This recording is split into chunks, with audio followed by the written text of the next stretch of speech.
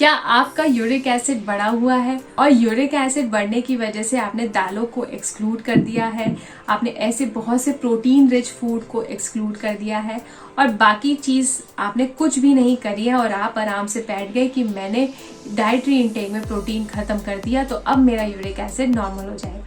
तो आज की वीडियो हम इसी मिथ को लेके क्लियर करेंगे कि प्रोटीन का और यूरिक एसिड का कोई रिलेशन नहीं है आपस में, तो आप उसको बंद करें या ना बंद करें, उसका अफेक्ट यूरिक एसिड पे नहीं पड़ता। और ऐसे कौन से फूड हैं जिनकी वजह से यूरिक एसिड बढ़ता है और ऐसे कौन से फैक्टर्स हैं जिनको इंक्लूड करके आप यूरिक एसिड का 100% ट्रीटमेंट कर सकते हैं।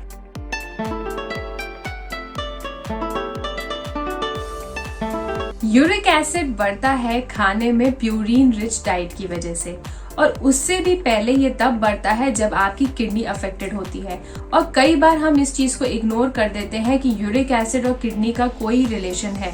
अगर आपके ब्लड में यूरिक एसिड है तो उसको एलिमिनेट कर रही है किडनी, लेकिन अगर किडनी माल फंक्शन है तो यूरिक एसिड जो है वो प्रॉपरली एक्सक्लूड नहीं होता और ये ब्लड में ही घूमता रहता है, और इसके ब्लड में घूमने की वजह से ये वहां पे जाके सेटल हो जाता है जहां पे आपके बोन के जॉइंट्स होते हैं। और दिस इज द रीजन जब ये यूरिक एसिड क्रिस्टल आपके बोन के जॉइंट जैसे फिंगर जॉइंट्स हो गए, थंब का जॉइंट है, रिस्ट जॉइंट्स हैं, यहाँ पे जाके ये डिपॉजिट हो जाते हैं। तो जब आप सुबह सुबह उठते हैं तो आपके हड्डियों में दर्द होता है, ये काफी पेनफुल होता है।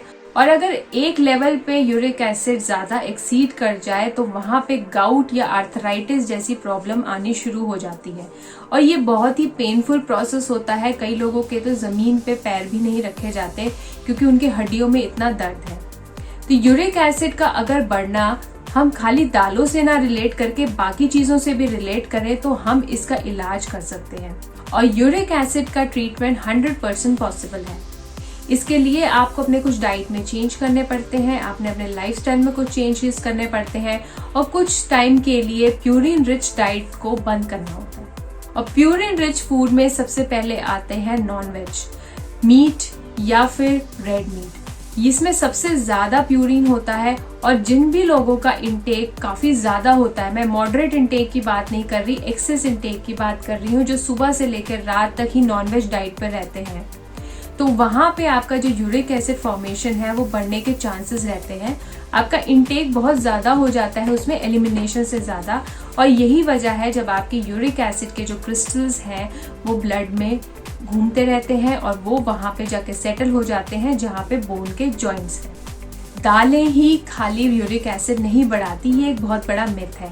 हाँ, हम दालों का इंटेक कम कर सकते हैं, लेकिन अगर आप मॉडरेट इंटेक कर रहे हैं दाल का या फिर सोयाबीन का या पनीर का या डेयरी का, तो दैट इज परफेक्टली ओके।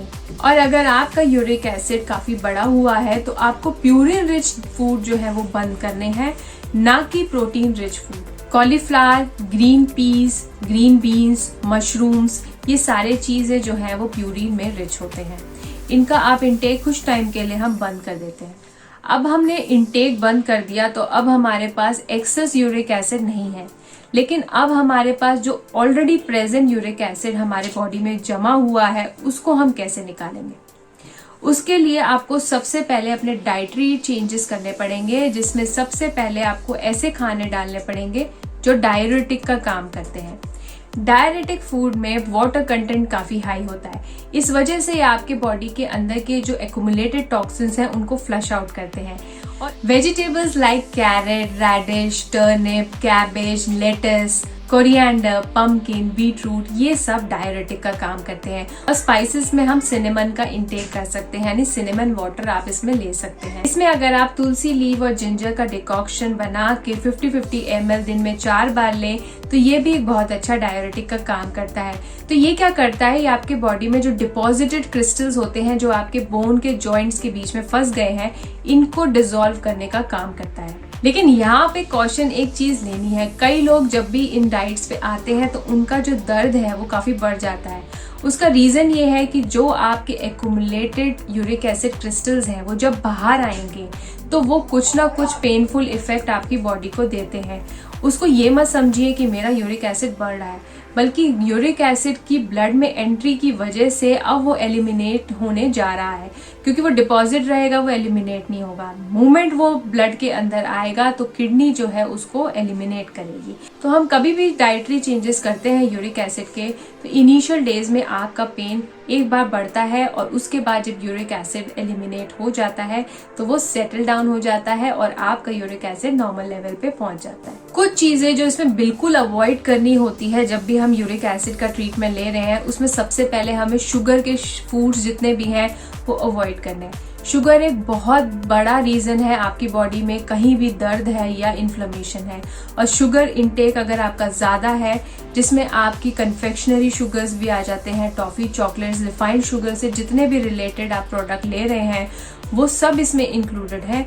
और जब भी आप इसका इनटेक बढ़ा देते हैं या बहुत ज्यादा आपका इनटेक है इसमें, तो आपके यूरिक एसिड जो है वो बढ़ जाता है। तो शुगर को आपको बिल्कुल जीरो अवॉइड करना है। जब तक आपका यूरिक एसिड नॉर्मल नहीं आ जाता तब तक आप शुगर बिल्कुल भी नहीं लेंगे। अल्कोहल कंजम्पशन आपका अगर बहुत ज्यादा है तो आप देखेंगे कि जो लोग अल्कोहल का इंटेक बहुत ज्यादा करते हैं उनका यूरिक एसिड जो है वो हमेशा बड़ा होता है। अल्कोहल एक तो आपकी बॉडी को डिहाइड्रेट करता है, प्लस जो किडनी है उसके ऊपर काफी लोड आ जाता है। वो ट्राई करती है जो अल्कोहल का वेस्ट प्रोडक्ट पहले हटाती है और यूरिक एसिड को वो भूल जाती है। तो दिस इज द रीजन कि जो लोग अल्कोहल का इंटेक करते हैं वो यूरिक एसिड उनका हमेशा बढ़ा हुआ मिलता है। जब तक आपका यूरिक एसिड नॉर्मल लेवल पे नहीं आ जाता तब तक आप अल्कोहल का इंटेक भी बिल्कुल नहीं करेंगे, और उसके बाद आप अपने डाइटिशियन या फिजिशियन से पूछकर ही अल्कोहल का इंटेक कर सकते हैं। अगर आप डायबिटिक हैं तो भी आपका यूरिक एसिड जो है वो बढ़ सकता है, तो आप डायबिटिक स्पेसिफिक डाइट लीजिए और उसके आपका जो ब्लड शुगर लेवल है वो हमेशा चेक रखिए कि आपका जो ब्लड शुगर लेवल है वो हमेशा मेंटेन रहे, क्योंकि जब टू मच इंसुलिन बॉडी में हो जाता है तो भी वो यूरिक एसिड को बढ़ाता है। तो अगर आप डायबिटिक हैं तो आपने मेक श्योर करना है कि आपका लाइफस्टाइल जो है वो प्रॉपर मेंटेन रहे। आप अपनी डाइट जो है वो जिस तरह से आपको डायबिटिक डाइट दी गई है वो आप एज इट इज फॉलो करें। आज के लाइफस्टाइल में जो सबसे कॉमन प्रॉब्लम है दैट इज स्ट्रेस। स्ट्रेस जो है वो इन्फ्लेमेशन का एक बहुत बड़ा रीजन है। अगर आप स्ट्रेस में हैं तो आप किसी भी बैक्टीरियल इन्फेक्शन, वायरल इन्फेक्शन या यूरिक एसिड तक को बढ़ा सकते। तो अपने माइंड को स्ट्रेस फ्री रखिए, मेडिटेशन करिए और अपने टाइम को इस तरह से मैनेज करिए कि आप अपने वर्कलोड को बड़े आराम से संभाल सकें और अपने आप के लिए भी आपके पास टाइम हो। फॉर एग्जाम्पल, अगर आपका स्लीप पैटर्न इरेगुलर है या आपको इंसोम्निया है तो सबसे पहले आप अपने स्लीप पैटर्न को रेगुलेट करिए। और अगर आपका वर्कलोड इतना ज्यादा हाई है कि आपका खाने का कोई टाइमिंग नहीं है तो सबसे पहले अपने टाइम के अकॉर्डिंगली एटलीस्ट आपके दिन के जो 2 मील है वो फिक्स टाइम पे करिए। तो आप देखेंगे जब आप अपना लाइफस्टाइल को धीरे धीरे ग्रेजुअली ठीक करेंगे, जैसे कि मैंने न्यू ईयर रेजोल्यूशन वाले अपने वीडियो में बताया था, तो आप बहुत सी प्रॉब्लम को 50% ऑफ योर मेडिकल जो इश्यूज हैं वो सिर्फ और सिर्फ टाइम मैनेजमेंट से ही चले जाते हैं। तो अपने स्ट्रेस को रेगुलेट करिए। बहुत ज्यादा एक्सेस में अगर आप सोडियम रिच डाइट लेते हैं या फिर आप बहुत ज्यादा प्रोसेस फूड खाते हैं तो भी आपका यूरिक एसिड काफी हाई होता है। तो अपने डाइट में बहुत ज्यादा प्रोसेस फूड को इंटेक मत करिए। चिप्स, बिस्किट्स, इन सबको हटा के आप इसकी जगह सैलेड्स को इंक्लूड करिए। फाइबर, जितना बॉडी में आपके फाइबर ज्यादा होगा उतना ही जल्दी आप यूरिक एसिड को एलिमिनेट कर पाएंगे और उतना ही जल्दी आपको रिजल्ट्स मिलेंगे। और सिर्फ फाइबर इंक्लूड करने से आपका शुगर लेवल, इंसुलिन लेवल सब कुछ चेक में रहता है। तो आपने फाइबर्स को बहुत ज्यादा अहमियत देते हुए इसको इंक्लूड करना है अपनी डाइट में। उससे काफी सारी प्रॉब्लम्स आपकी सॉल्व हो सकती हैं। और मोटापा तो हर बीमारी की जड़ ही माना गया है। तो अगर आप मोटे हैं तो आप अपना वेट लूज करिए, बिकॉज जहाँ पे आपकी ओबेसिटी बढ़ी तो मेटाबॉलिज्म फिर से स्लो डाउन हो जाता है, शुगर लेवल फिर से स्पाइक हो जाता है, इंसुलिन आपका डिस्टर्ब हो जाता है। तो ओवरऑल आपके पूरे बॉडी का जो मेटाबॉलिज्म है वो वेट गेन से काफी ज्यादा अफेक्टेड हो जाता है।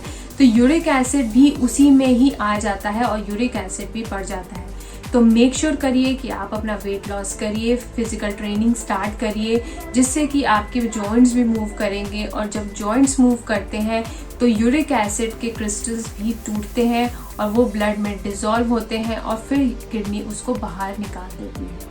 तो हमेशा ध्यान रखिए कि अगर आपका यूरिक एसिड बढ़ा हुआ है तो उसके रूट कॉज पे जाइए। खाली दालें बंद करने से आपका यूरिक एसिड नॉर्मल नहीं होगा। आपने देखना है यूरिक एसिड जो है वो वेस्ट प्रोडक्ट है, वेस्ट प्रोडक्ट को निकालने का काम किडनी करती है। तो अगर कोई वेस्ट प्रोडक्ट बन रहा है तो उसको किडनी अगर नहीं निकाल पा रही तो there is something wrong with your kidney also. तो आप उधर किडनी पे भी ध्यान दीजिए। और इसमें सबसे ज़्यादा आप धनिया वाटर का यूज़ करिए, धनिया सीड वाटर लीजिए या धनिया के पत्तियों का जूस निकालिए। तो ये भी बहुत एक अच्छा डायरेटिक है और ये आपकी किडनी के लोड को कम करता है, ये आपकी बॉडी के सारे टॉक्सिन्स को फ्लश आउट करता है। और जब हम फाइबर इंक्लूड कर रहे हैं तो इसमें हम जूस भी इंक्लूड कर सकते हैं। जूस में आपने मिलाना है carrot, beetroot and cucumber. ये 100 ml आप दिन में 3 बार लीजिए। यह आपके यूरिक एसिड को नॉर्मल लाने में काफी हेल्पफुल है। तो ध्यान रखिए यूरिक एसिड में हमारे को क्या क्या चीजें इंक्लूड नहीं करनी, वो है प्यूरिन रिच फूड। दूसरे नंबर पे आप अपने डायरेटिक फूड को बढ़ा दीजिए और थर्ड नंबर पे आप ऐसे जूसेस इंक्लूड करिए जो आपकी किडनी से फ्लश आउट करते हैं टॉक्सिन्स को, जैसे कि आपको कैरेट और बीट रूट का जूस हो गया, या आप इसमें तुलसी वाटर भी ले सकते हैं। इसमें आप जिंजर गार्लिक का डिटॉक्शन बना के वो भी आप 10 ml ले सकते हैं दिन में 3 बार। और उसी तरह आपने जो जूस है वो भी 100 ml दिन में 3 बार लेना है। तो इस तरह से अगर आप ओवरऑल काम करेंगे, अपने स्ट्रेस को मैनेज करेंगे, तो आप देखेंगे कि जो यूरिक एसिड का लेवल है वो जल्दी जल्दी डाउन आने लग गया। और बिल्कुल मत घबराइएगा अगर शुरू में आपको दर्दें बढ़ जाए। तो आज की वीडियो आपको कैसी लगी, and if you have any question related to uric acid, do write me in the comment box and I will see you next Sunday.